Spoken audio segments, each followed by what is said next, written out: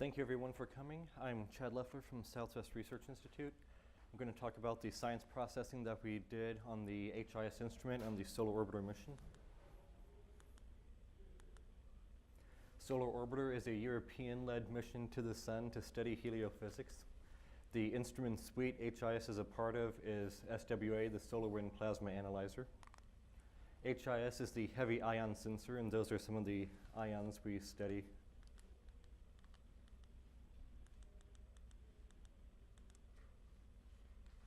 Right there. So HIS has a microprocessor and two FPGAs. One FPGA is in the command and data handling board where the processor also resides, and that does the heavy lifting of the science data processing. The other FPGA is in our detector section, and that handles the direct particle measurements.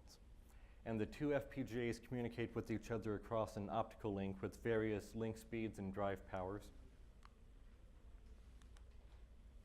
This is a block diagram of the overall instrument. The main electronics box is on the bottom with the CNDH and processor. The detector section with its FPGA is isolated on top. The ions come in through the aperture and go through a series of high voltages to get measurements on time of flight and energy and position. This is the rear view of the instrument, side view. And here's the front view, and there's the aperture the ions enter.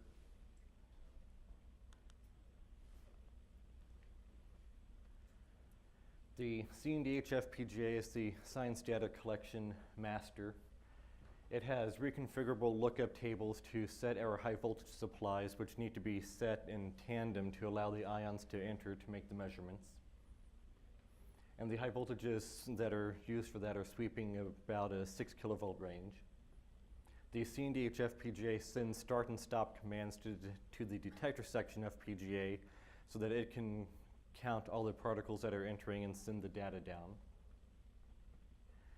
The detector section FPGA transmits both counters of the information as well as direct particle measurements, also called PHA, pulse height analysis. Those are also called direct events in other missions. This is an outline of the data flow. So the detector section is the cloud bubble up on top. When it sends the data down to the CNDH FPGA, it's either marked as non-science and goes to software such as command acknowledgements, or it goes into a histogram for the sensor counters. The other path it goes down is to be classified by species and priority range, and it goes into a set of histograms for those. And the direct particle information goes down through some other filters and checks and into a storage buffer for software. So for the sweeping and scanning of the high voltage, we've got 4 high voltage supplies that all have to be set together to make a scientifically meaningful measurement. And so we've broken our configurability into 2 separate tables. One of them is a database table, which is holding for the 64 energy per charge items that we can measure, the 16 direction elevation settings, as well as the 4 high voltage supplies for each one. And we have one of those tables. Then we have multiple scan control tables, where the scan control table is going to contain settable values to select how long the high voltage gets to settle when it's changing to a new value, how long the actual science data collection time is taking, and an EQ index, which is a set of pointers into the step levels table. So this allows us to dynamically build a sweep, and through lookup tables create almost any sweep pattern we want. We can have an arbitrary sweep length, arbitrary number of energy per charges we look for, arbitrary selection of EQ, even selection of the number of elevation directions we look for. The software and the FPGA don't know the difference between these operating modes. They just receive a lookup table and they go through it, setting the high voltages and getting the data back from it. Our normal mode happens to be 30 seconds of 64 by 16 EQ by elevation, 30 milliseconds per step. Burst mode is 4 seconds of 32 EQ, 16 elevation. Low cadence mode is 5 minutes, 64 EQ, 16 elevation. Those are just various lookup tables we upload to the FPGA. This is a diagram representing that. This scan control table has the up to 128 rows, and then it's got indices into the database table where it's going to select the high voltage settings to use for that particular measurement cycle. When the ions come into the instrument, there are two different classifications the C&DH FPGA needs to make. One of them is to classify whether the ion fits into one of the 32 different species that we're specifically looking for individually. And to do that, the function is it depends on the energy per charge, the time of flight, and the energy. And we've bounded those into a rectangular space. So the FPGA has 32 lookups, and it's going to look for a lower left corner and an upper right corner of the box, depending on the energy and time of flight for each of those ranges. And if it falls into one of those 32 potential areas, then the FPGA is going to send that through the histogram processing. The other classification is a priority range. So we do not have enough memory to store all the direct particles that come in. And so to maintain a scientifically meaningful distribution, we've allocated 8 particular priority ranges where each range can be a single ion to a group of multiple ions together. And each of those priority ranges is allocated a certain amount of storage space. The determination for those priority ranges is a function of the energy per charge, the time of flight, and the energy. And the initial specification was somewhat complicated, where they had slopes of lines to partition the ranges, and then they had priorities nested within other priorities. And the original intent was that either software FPGA was going to have a series of y equals mx plus b equations to calculate the slopes for each one. But that became complicated for them to define for us, and then there was the question of whether we'd implement and test it correctly and still have flexibility later on. So what we ended up doing was going towards a lookup table, which would be very easy for the instrument, software and FPGA to deal with, and then they could keep the complication on the ground trying to build the table to define where the different priority ranges would fall within the energy and time of flight space. What we ended up with was a table of 64 energy per charge by 256 energy by 512 top for 8 million values. And each priority range is a value of 0 to 7. So we packed those down into nibbles, 2 per byte or 8 per 32 bits, which gave us a table size of 4 megabytes, which happened to fit within our memory margin, which was good. The other problem to deal with at that point is now we've got a 4 megabyte lookup table living in shared RAM space for the FPGA to use, but we've got to have it in non-volatile memory to hold across resets and power cycles, and our MRAM is only 1.5 megabytes. So since we were already doing compression on board, we used the decompressor as well. And so based on the nature of the lookup table, we store 1.5 kilobytes in MRAM with the compression ratio of 2800, and then software decompresses that to the FPGA in about 5 seconds. We've got multiple types of histograms that the instrument is collecting, and the process for that is we've got a double buffered ping pong scheme. So we have 2 of everything, where the FPGA controls one set during a sweep, doing all of its writes and accumulations and storage, and then software has the other set to completely process all the data from the previous sweep, and then on the sweep transition, software and FPGA just switch and point to the other one. We've got 4 main types of histograms. So the sensor histogram is all the direct counters coming down from the detector section. That ends up being 39 by 64 by 16. The priority range is 8 by 64 by 16. The one of 32 species classifications goes into the matrix in VDF. So the matrix is 32 species by 64. And the velocity distribution function, that's the monster histogram, 32 species by 64 EQ by 16 elevation by 32 azimuth. Now, due to telemetry storage locations on the spacecraft and the processing time we have on HIS, we can't produce all of this data all of the time. So the FPGA is collecting it all, but software provides configurability and selectability based on commanding and lookup table parameters, so the scientists can choose what they want, and that basically allows us to build a histogram. So for example, I've got flags where the user can select any or all of the 39 sensor counters, any or all of the 8 priority lookups. And software stores a set of lookup tables with dimension mapping, which allows an arbitrary collapsing or summation of the different dimensions. So for example, the 32 dimensions from the VDF could be collapsed through some mixed algorithm of summing every 2 adjacent values, every 3 adjacent values, and having a few, say, in the middle that are 1-to-1 for high resolution.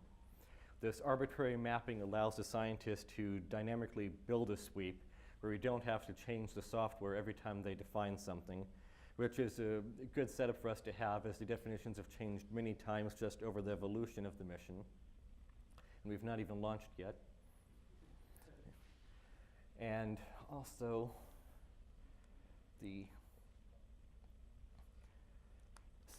another example is for the sensor histogram, we've got the 39 counters.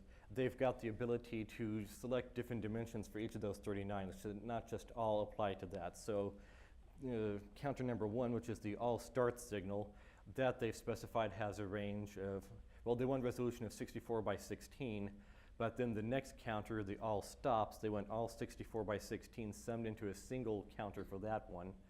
And then for the priorities, they've defined that they want to enable 6 of them by default and turn off the other 2. And so we've got all that capability built in just through lookup table uploads. And the data products each have a table version number associated with it. So on the ground processing side, they know what it was built with.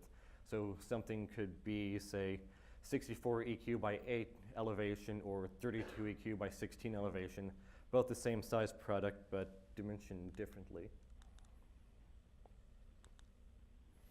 So in addition to collapsing and summing the histograms, we also have to lossy compress the data down from anywhere from 16 to 32 bits down to 8-bit values. And this is one of those instances where the parallelization of the FPGA came in very handy. We could have done that in software using functions or binary searching, but what we did was on the FPGA, we stored the 256 step values of where the uncompressed values transition to compressed values. So for example, we say like the uncompressed range of 100 to 200 falls to compressed value 6, 200 to 400 falls to compressed value 7. The FPGA would just store the boundaries 100, 200, 400, and then in 1 and 2 clock cycles, it's done all the comparisons and knows, based on the value software wrote to a register, what the compressed value would be. So for software, there's no additional weight. It just writes to the register, automatically reads back, and the FPGA has returned A and C compressed values. In addition to lossy compression and histogram collapsing, we also do lossless compression as well, both for histograms and PHA. And so we trade studied a couple of different compression algorithms, RICE, LZSS, BZIP2, and LZMA. And of course, the different algorithms all really depend on the data given to them as to which one's better, which one's not. We used data collected by the ASWIX instrument and then reformatted it to look like it came from HIS and put that through our simulations. And so we found that LZMA performed the best. For histograms, we have a ratio of about 1.5 and PHA about 2.5. There are a couple of tricks we did on the PHA to increase that, which I'll talk about later. And since HIS has not launched yet, these are all simulated ratios from data. We don't have an actual ratio to compare against yet. For the lossless compression LZMA, it's a public domain open source algorithm used by the 7-zip application. And on HIS, I customized the base version and modified it. I did not want any dynamic memory allocation. So I found where it was using alloc and free calls, looked to see how it was allocating that memory, and then I bounded the input configurable parameters such that I limited the memory usage to a certain amount. And so using all static fixed size buffers, I've got both the compression and decompression portions in like 2 to 3 megabytes of memory. For the compression speed at 50 megahertz, our low range is about 20 bytes per millisecond or 20 kilobytes per second. And with multiple seconds to process this data, that's an adequate time margin for us.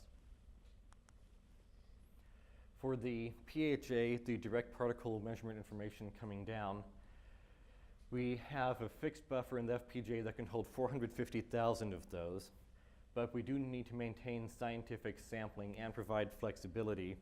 And so the FPGA allows us to soft partition the 8 priority ranges within that fixed buffer to any arbitrary length and size.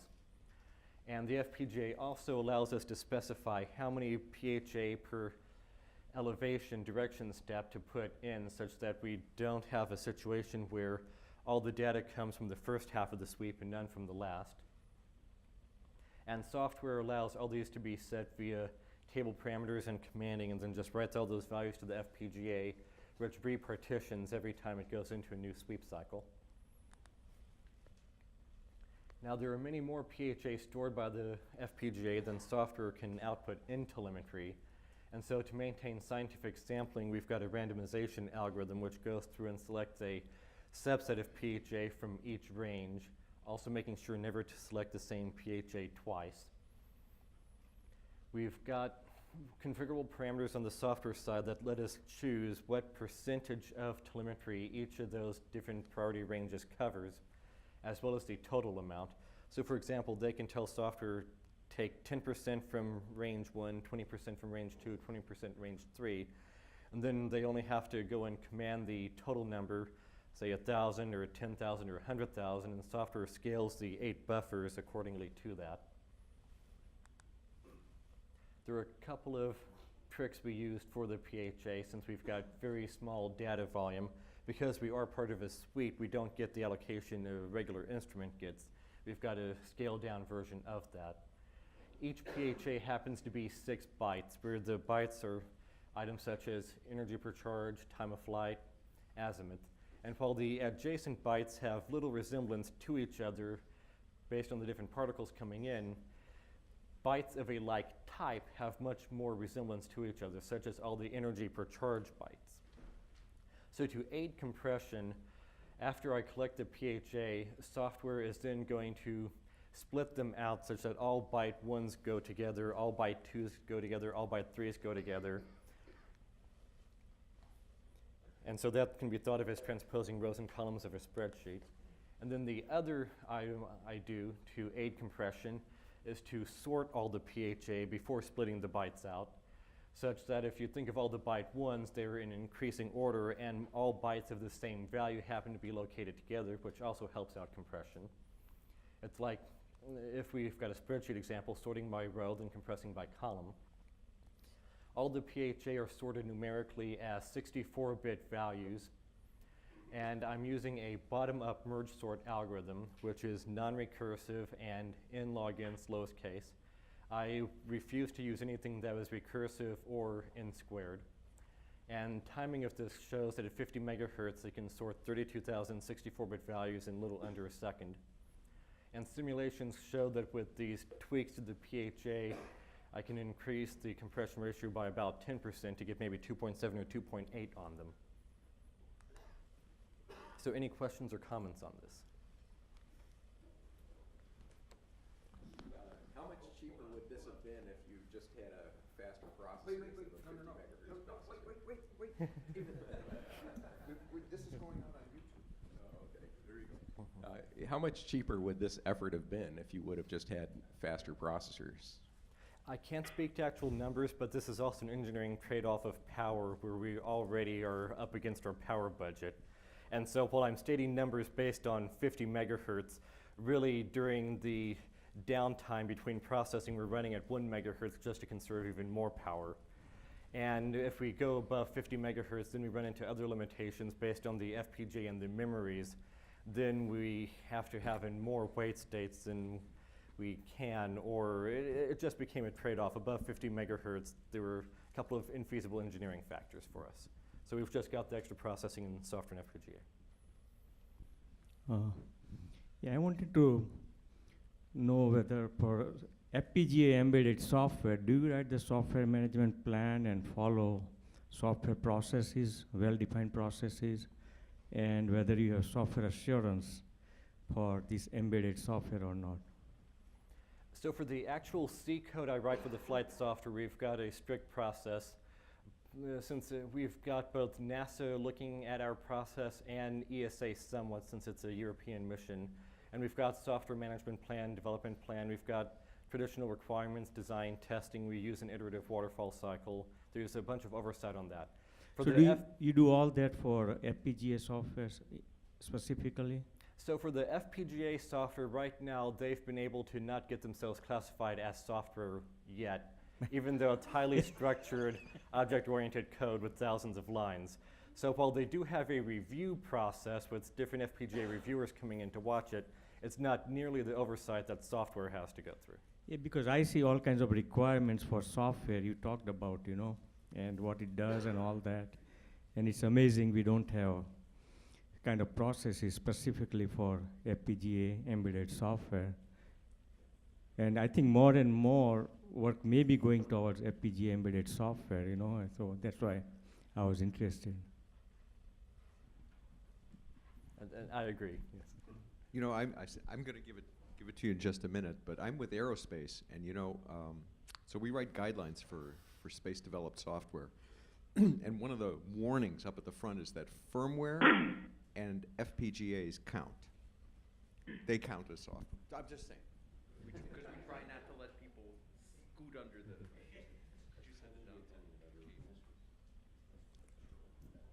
We have a question from a YouTube watcher, Okay. Sebastian Garcia, who asks, could you comment a bit about the FPGA's technology, for instance, kind of configuration memory, and the implemented schemes at any level for radiation, SCE effects, detection, and mitigation?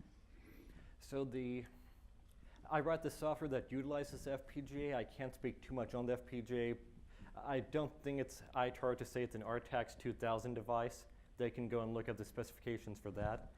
And it's radiation tolerant, fault tolerant, so it's triple module redundant. It has 3 copies of every bit and then vote on them to find the right one.